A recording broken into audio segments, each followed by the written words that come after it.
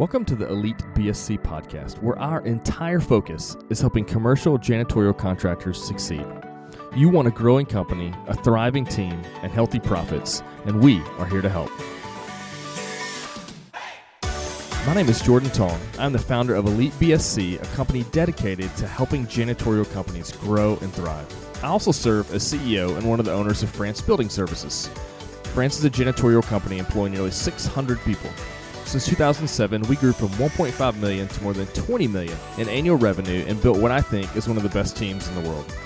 The goal of Elite BSC and this podcast is to give owners in the industry a vision of where their company can be and the information and tools to get there. I want to share what I have learned over the years to make this a reality for you.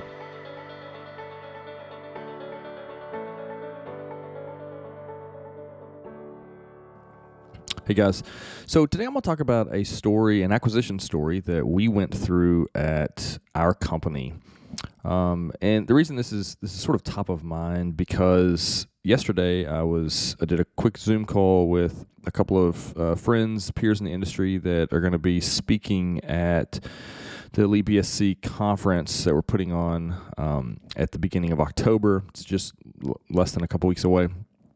And I'm going to be interviewing them about their acquisition stories. They've purchased 3 different companies over the course of their growth journey. They're a little bit unique as a janitorial company in that they have built their business, at least initially, via acquisition, and have added a lot of organic growth in the mix there.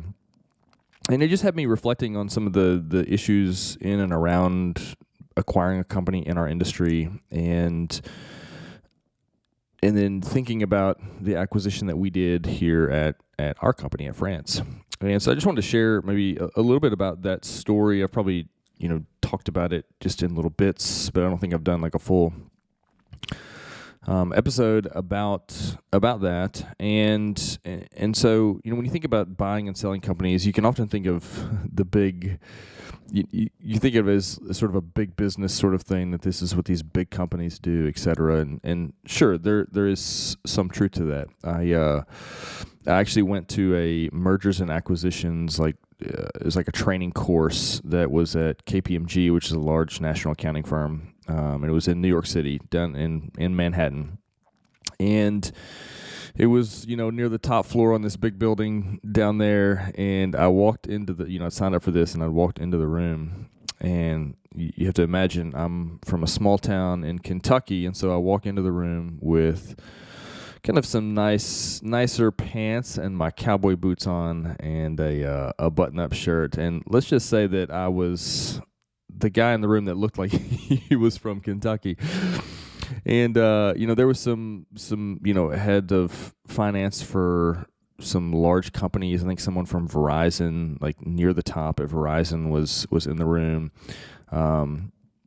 People that work for M&A companies, someone from Fujifilm, near the top there that was involved in acquisitions of new organizations for them, was in the room. And so, there was a significant amount of people there. Our professor for that was a professor at Yale, and it was a lot of really high-level stuff.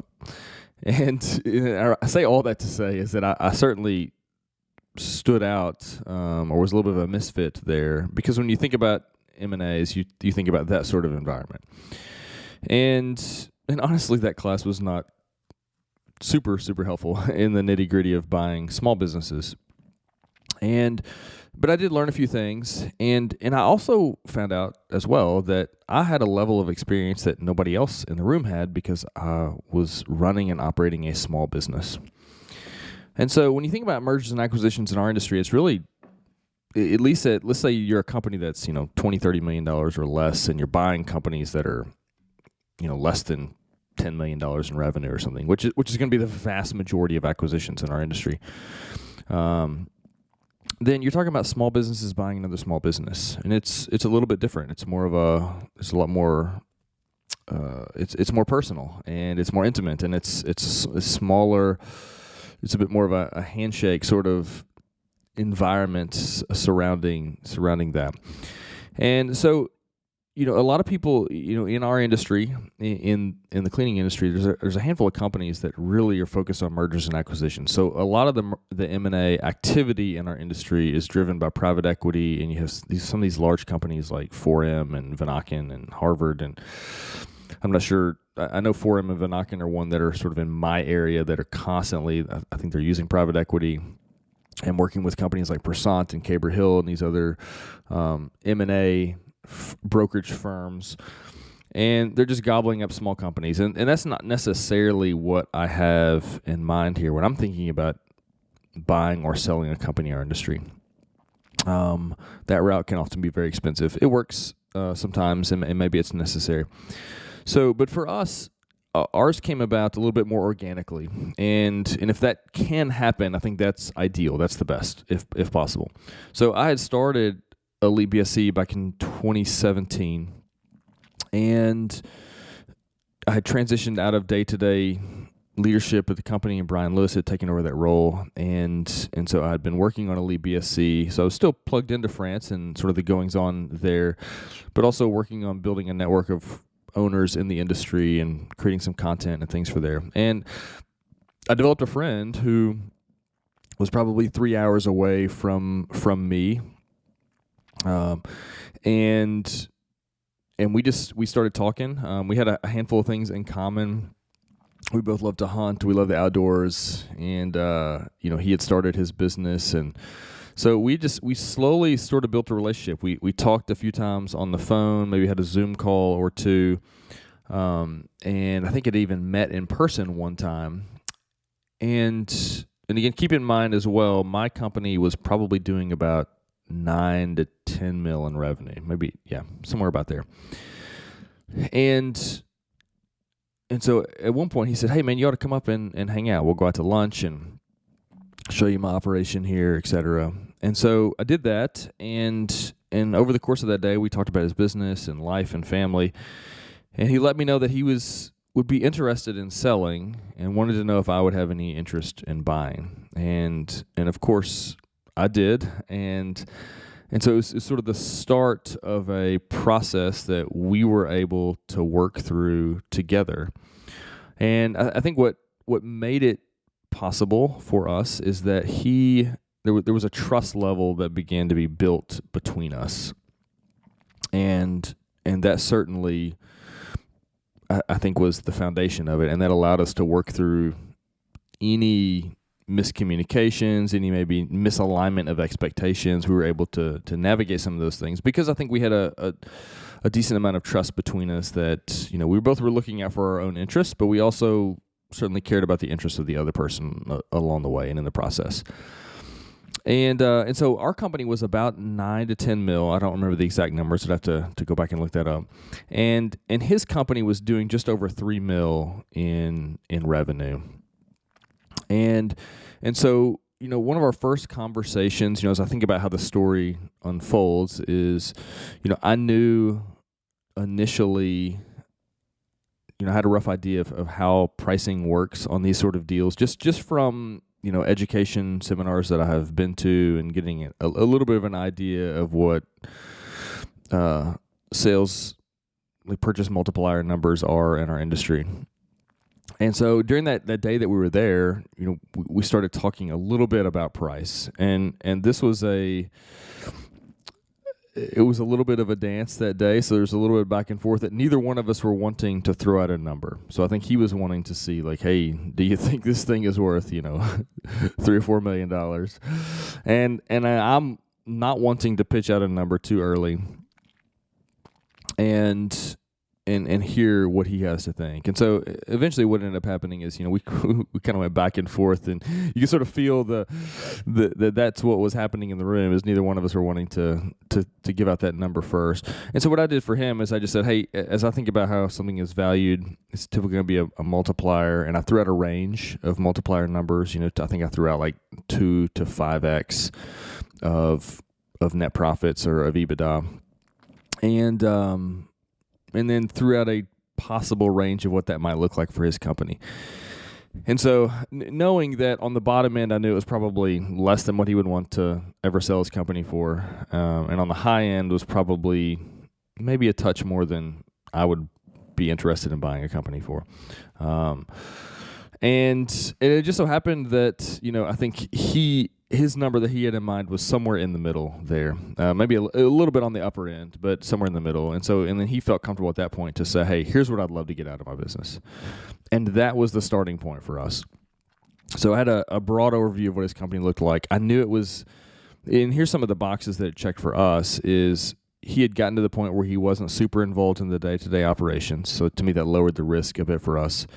He had a management team in place that he felt pretty confident in. I don't think it was quite maybe as strong as what he had thought, but he had some good people there, and one of them has become a key leader at our organization, and we're incredibly thankful that we were able to retain him and keep him on our team. And so that was attractive to us. The location that they were in was a location that we really didn't. I think we had one account in the broad area, and it was a good area for us to grow in, that we wanted to grow in. So it checked that box. The management box was checked. The lack of owner involvement was checked. The account mix that they had was really in the ballpark of what we were looking for. So we would not have been very interested in a company that had, let's say it's a $3 million company. His company was about maybe $3.5 million in revenue, but it was comprised of like 20 accounts, which was very attractive to us. And I think there was like 5 or 6 accounts that was 70% of the revenue, and so we were interested in the bigger stuff and wanted bigger accounts because that fits the sort of ideal client profile that we're looking for. And there just wasn't a whole lot on his list that was undesirable stuff. Like, he had done a good job of building the right type of customer. If he was a $3 million company comprised of $1,000 a month accounts, we would have not been very interested, or certainly not have paid very much for that. And so at this point, we sort of moved into wrote a letter of intent, like, hey, we are interested in this. We signed a confidentiality agreement. Basically, hey, if this thing falls through, like, I'm not going to come after your customers and that sort of thing. But again, all of that, on paper, there's some legality to that, but there has to be a level of trust, and I think we established that, and that allowed us to walk through that together. And that's where we began exploring his accounts. We were able to look at actually what accounts he had and who they were and what sort of dollar amounts were associated with each. Got to know a little bit more about his team. We actually did not meet his team until the day of close, and was probably the right thing to do. I'd say most anyone would advise that when you're working on a deal, just because of the disruption that it could cause if it didn't, if things didn't go through or whatever. And we were able to his books were pretty clean, and his accountant was very helpful. We had an attorney, and he had an attorney, and we had a CPA / advisor on our end that we had hired. And so the process honestly was pretty smooth for us. We kept a pretty open line of communication. Our team was excited about it. We, probably the hardest part in the whole thing, aside from the stress and anxiety of, okay, we're literally about to spend $2 million on something, was just, gearing up and making sure the transition went smooth. And, announcing things the first day to their entire team, and then the stress of having to go out and secure all of the customers, because essentially what you're doing in these sort of asset purchases, you're buying their contracts essentially. And so working really hard to hold the whole thing together, and in particular hold the customer base together, and do that handoff in such a way that we establish trust with those customers was important for us. And it was also important for us to make sure that their team felt cared for and wanted to stay involved, and we really wanted to try to do a good job of bringing them into our family, as it were, in the process. So, I realize this is sort of me just sitting here like I'm chatting beside a campfire telling someone about the story of our acquisition, but it really was a good process for us, and I'm really thankful we did it. We would love to do it again in the future, and And, I think there may have been a handful of mistakes that we made, but by and large, it was really a good move. And I think it was a good move for the owner that wanted to sell. Like, it was time for him to sell. And it made sense. It made sense for him. It caused us to be able to leapfrog in growth a little bit. And we acquired an individual who is now a key leader in our organization that was underutilized at the other company. And so there was a handful of big wins for us. And we've had some setbacks. We lost one of the big clients, actually a couple of them, but then regained one of them. And so, there were certainly some challenges along the way, but the process has been good. So hey, listen, if you're in a spot where you're ever thinking about selling your company or buying your company, one of the things we do at Elite BSC is we help people in that process. So I'm not a CPA, I'm not an attorney, I'm not an advisor, but I can help connect you with people that might be able to help you in the process. We've actually helped some companies in the search process of trying to find a company to buy.